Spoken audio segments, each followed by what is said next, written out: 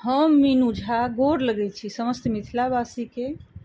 एकटा समदाउन लऽ कऽ उपस्थित छी।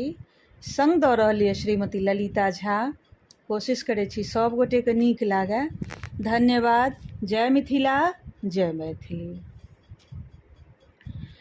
12 बरख के हमरो मरिया, हमरो मरिया, तेरा बरख लेने जाय, तेरा बरख लेने जाय। खेलै छलहुँ, धोपै छलहुँ, सोपते माओनेया, सोपते माओनेया,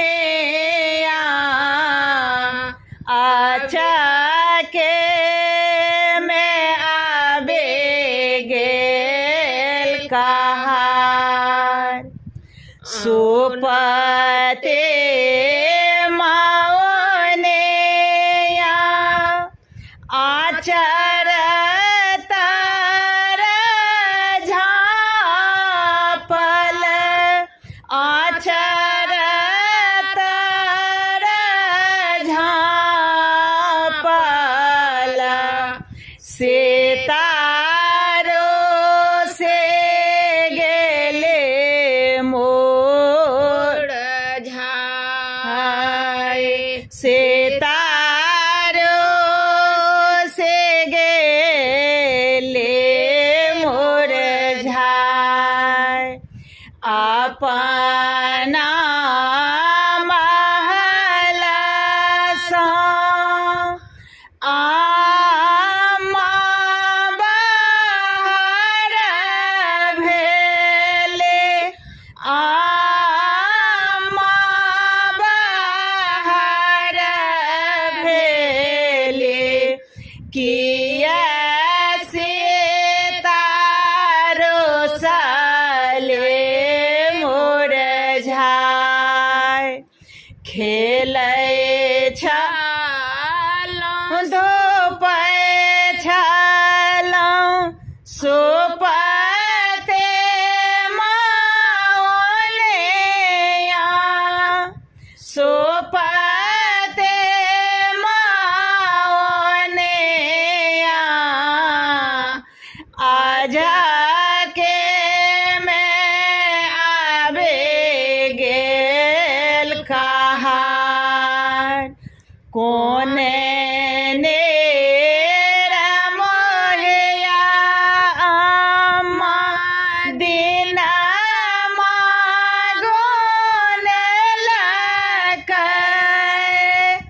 दिनमा गोनेलकै,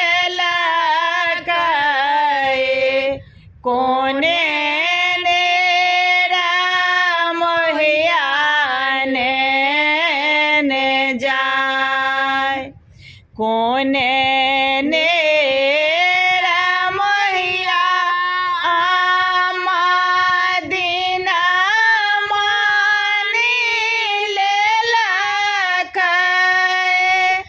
दिनमा नीलेलकै,